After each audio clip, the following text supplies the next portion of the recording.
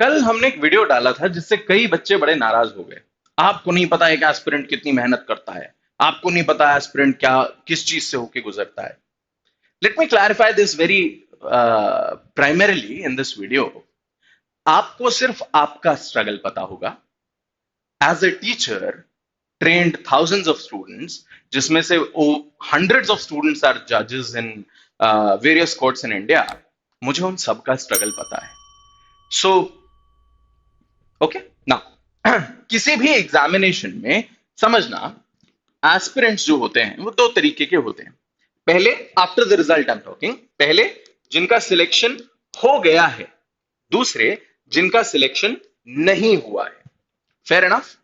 अब कोई भी अगर रिजल्ट आता है, कोई भी अगर डिसीजन होता है, कुछ भी डेवलपमेंट होता है इन दैट एग्जामिनेशन, सो उसमें दोनों की प्रतिक्रिया एकदम विपरीत होगी। इतना तो समझ सकते हैं, कॉमन सेंस। यस, दोनों की प्रतिक्रिया विपरीत होगी। In a single piece of video I can not please both the audience. मैं दोनों को नहीं कह सकता हाँ तुम भी खुश रहो तुम भी खुश रहो, क्योंकि प्रतिक्रिया विपरीत है तो दोनों के थॉट प्रोसेस भी अलग हैं।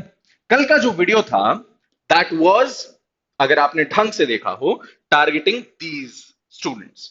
मैंने कहा था अगर आपका सिलेक्शन हो चुका है तो रिट पिटिशन से घबराइए मत, फिर से एग्जामिनेशन आपका नहीं होगा, आपके इंटरव्यूज यथावत चलते रहेंगे, अपनी तैयारी में लगे रहिए। Fair enough.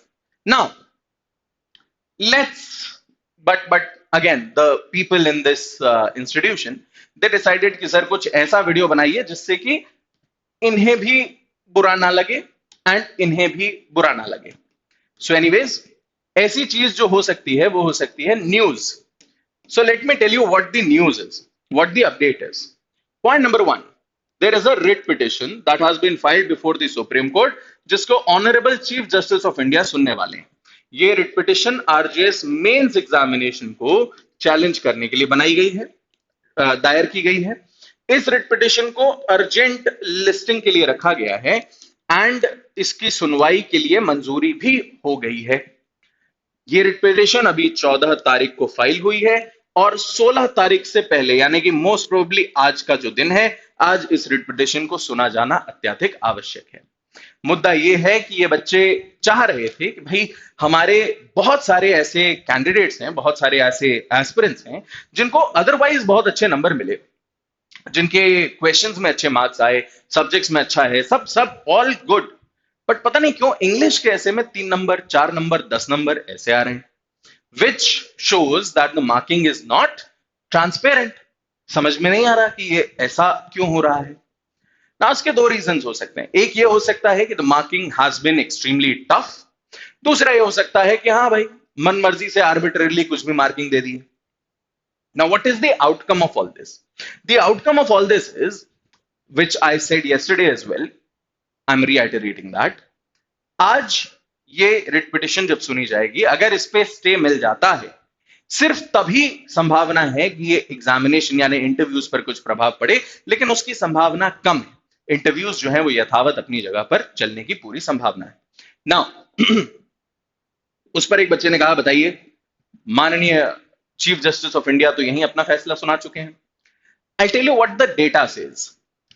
नीट का एग्जामिनेशन हुआ था, आप लोगों को याद होगा, उसमें एक स्कैम था, पेपर आउट हुआ था, सबको पता है पेपर आउट हुआ था, सबको पता है स्कैम था।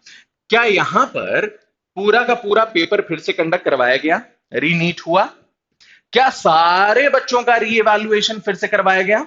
नहीं।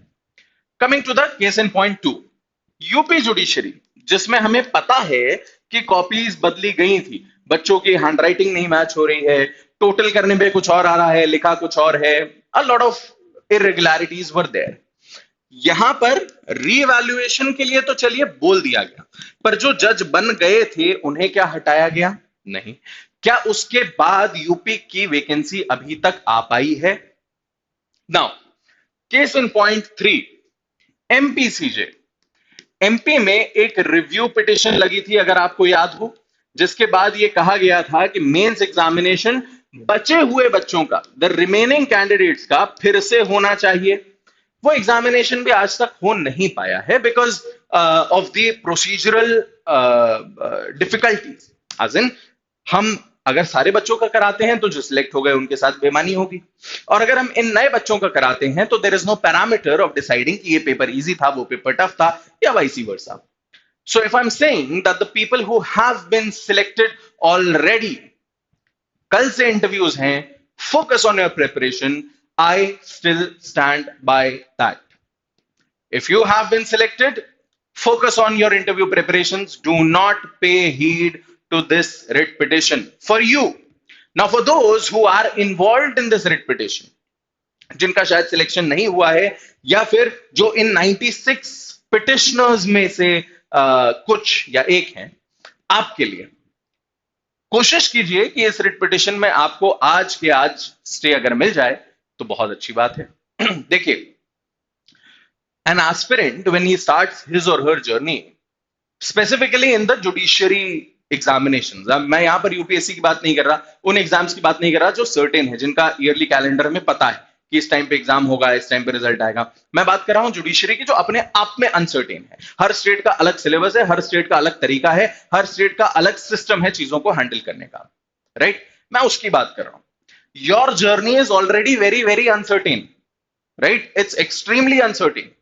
इस जर्नी में अगर आप इन चीजों के बीच में उलझ करके अपनी तैयारी छोड़ देंगे, वो आपको काटेगा, आप उसको माने या ना माने.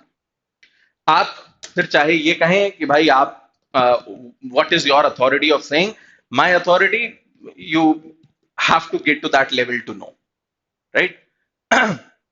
तैयारी मत छोड़ो. मेरा मुद्दा ये है, आपका सिलेक्शन हो गया है तो इंटरव्यू की करो, नहीं हुआ है तो दूसरे एग्जामिनेशन की करो, लेकिन तैयारी मत छोड़ो. Do not gate fixated on these writ petitions.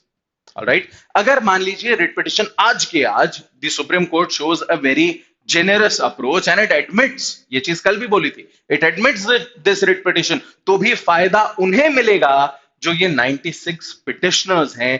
पूरा का पूरा पेपर रीवैल्यूएट होगा, तो उन बच्चों के साथ नाइंसाफी है जो कल से इंटरव्यूज देने वाले हैं.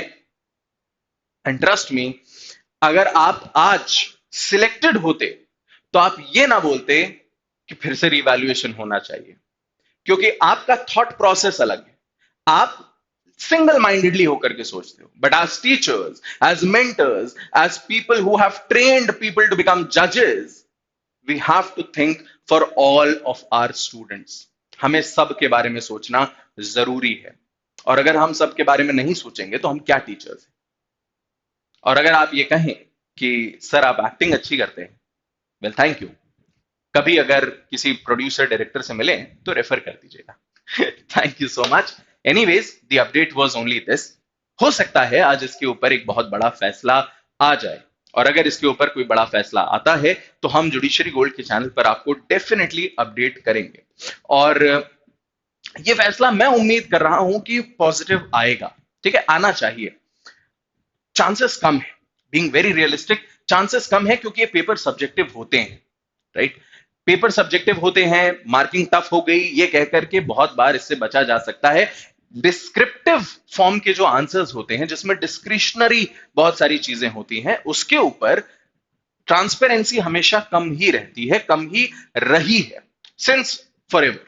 तो चांसेस कम है, पर मैं तो ये चाहूंगा कि भाई हो जाए एडमिट, और अगर एडमिट हो भी जाए तो उन सबको फायदा मिले जो पिटिशनर्स हैं, पर उनको कोई प्रभाव ना पड़े जो सिलेक्ट हो चुके हैं, जो इंटरव्यू तक पहुंच गए. That's all. Thank you so much. इसको शेयर कीजिएगा उन सबके साथ जो भी इस मामले को लेकर के कंफ्यूज्ड हैं. Bye bye.